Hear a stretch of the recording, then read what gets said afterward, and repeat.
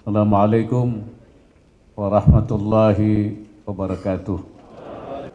Selamat siang, salam sejahtera untuk kita semua. Bismillahirrahmanirrahim.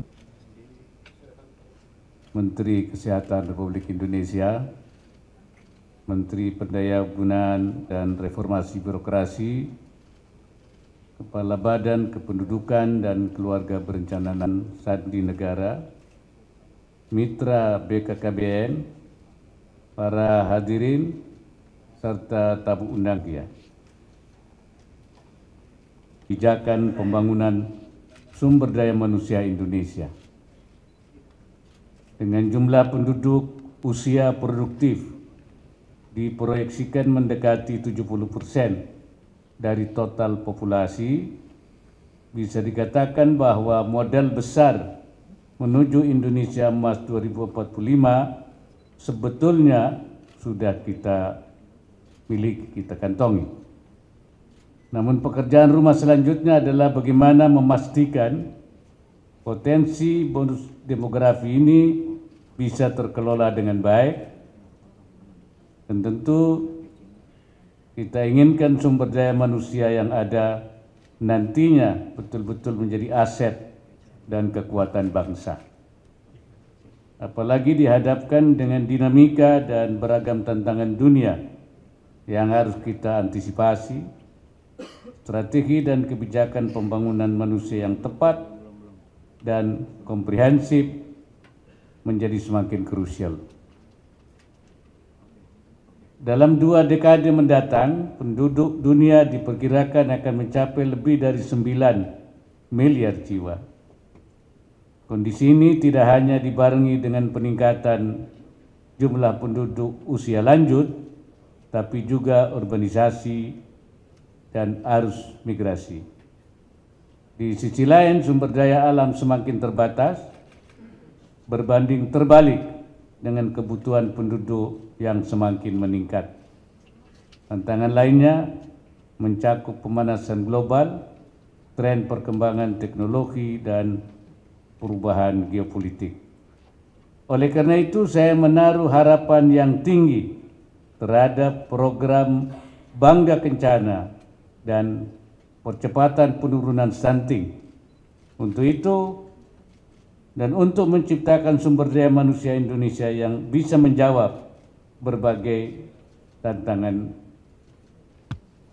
tersebut, guna menghadirkan generasi penerus bangsa yang sehat, unggul, berdaya saing, serta terdepan dalam penguasaan ilmu pengetahuan dan teknologi, program ini haruslah responsif dan adaptif terhadap kebutuhan sumber daya manusia. Harapannya program ini mampu memberikan kontribusi nyata dalam membangun keluarga dan masyarakat Indonesia yang sehat, terdidik, berakhlak, makmur, dan sejahtera. Hadirin yang saya hormati, daya saing bangsa bertumpu pada mutu sumber daya manusianya. Menyadari hal ini, pemerintah telah menetapkan percepatan penurunan stunting menjadi prioritas utama dalam agenda pembangunan nasional. Stunting seharusnya dapat dicegah sejak awal di tingkat keluarga dengan memastikan pemenuhan gizi bagi setiap anggota rumah tangga, ASI eksklusif bagi bayi usia 0 sampai 6 bulan, akses sanitasi dan air minum yang aman, perilaku hidup bersih dan sehat, serta pengasuhan yang layak. Keluarga juga harus lebih proaktif untuk mendapatkan akses layanan kesehatan seperti pemeriksaan ibu hamil secara rutin, imunisasi, dan pemantauan tubuh kembang bagi anak-anak secara berkala.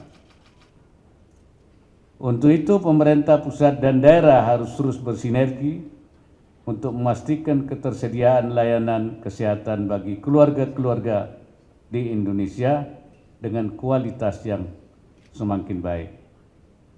Di tahun ini, seluruh target RPJP JMN 2020-2024 akan dievaluasi, termasuk target prevalensi stunting 14% tahun 2024. Dalam kesempatan ini, saya ingin sampaikan beberapa hal supaya menjadi perhatian.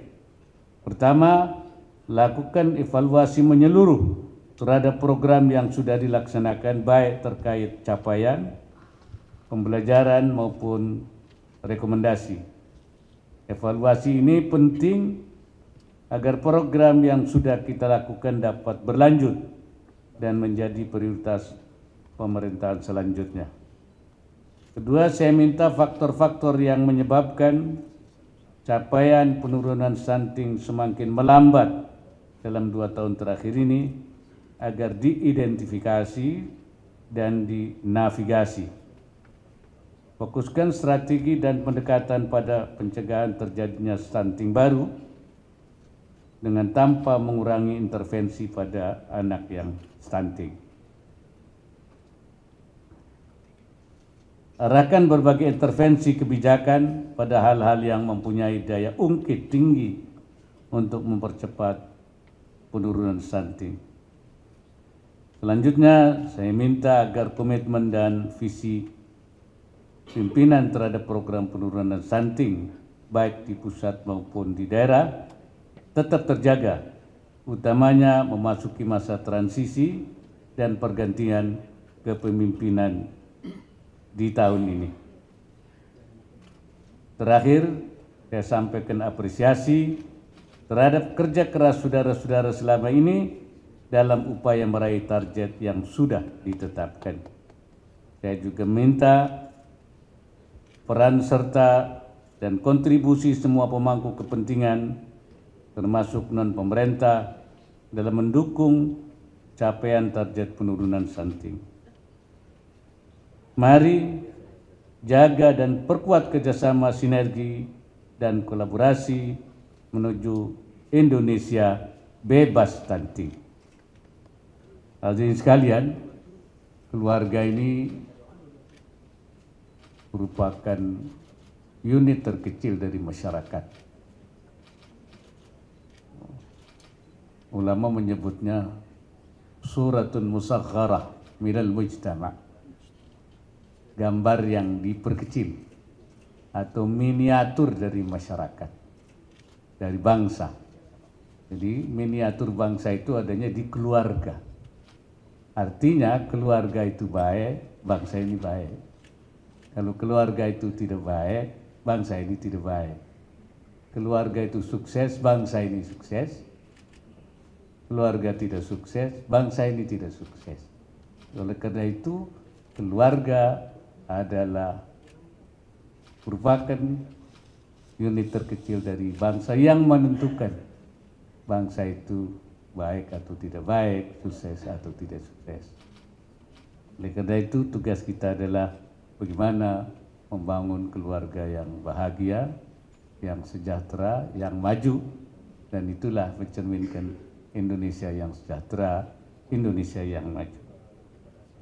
Semoga Allah Subhanahu wa Ta'ala, Tuhan yang Maha Esa, senantiasa memberikan inayahnya dan meridai semua ikhtiar yang kita lakukan. Wallahul muwaffiq ila aqwamit thariq. Assalamualaikum warahmatullahi wabarakatuh.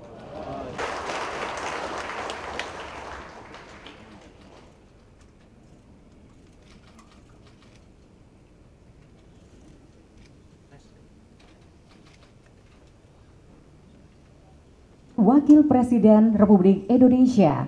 Semoga Tuhan senantiasa merahmati Bapak Ibu hadirin kami hormati agar kita bisa menghadirkan ridho. Bapak Wakil Presiden didampingi oleh seperti biasanya, dan ini hanya khusus terkait dengan isu yang berhubungan dengan Rakernas BKKBN. Silakan Bapak. Hari ini saya menghadiri Rakernas BKKBN terkait temanya apa namanya, pembangunan keluarga untuk bangga kencana, terutama dalam rangka menghadapi bonus demografi dalam rangka Indonesia Emas 2045. Karena sumber daya manusia ini itu dibentuk di keluarga. Saya sering mengatakan bahwa keluarga itulah unit terkecil dari masyarakat, dari negara, dari bangsa, atau suratul musakharah minal mujtama'.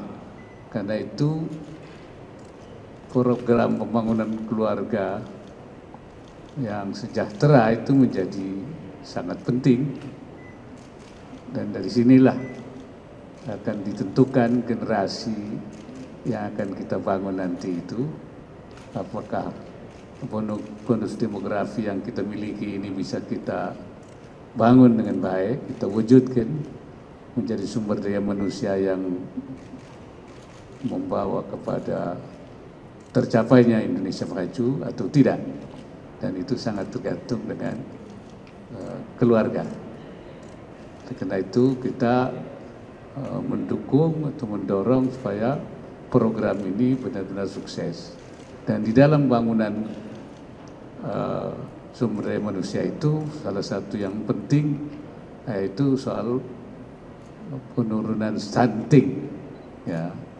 Dan kita sedang berusaha agar 2024 ini memang mencapai tersisa 14%. Ya, dulu memang kita menganggap bahwa target ini sangat ambisius, ya. Tapi dari perhitungan-perhitungan itu kita bisa mencapai, walaupun kemarin kita menghadapi COVID, ya, sehingga ada hambatan selama 2 tahun. Oleh karena itu saya minta nanti supaya segera dievaluasi, dan sampai hari ini kita baru punya data penurunan stunting tahun 2021, ya. 2022 itu di 21,6. Nah, 2023 ini sedang kita, memang ada informasi yang sedang kita tunggu, ya, berapa di 2023 dan nanti berapa yang akan di 2024. Tapi di 2022 itu kita sudah bisa mencapai menurunkan 2,8. Nah, 2023 ini targetnya memang 3,8, ya. Tetapi kita ingin hitung kembali karena 2022 itu kita sudah bisa mencapai 2,8, maka kita optimis semula bahwa 2023 itu ya akan lebih besar, gitu. Kira-kira begitu. Saya kira itu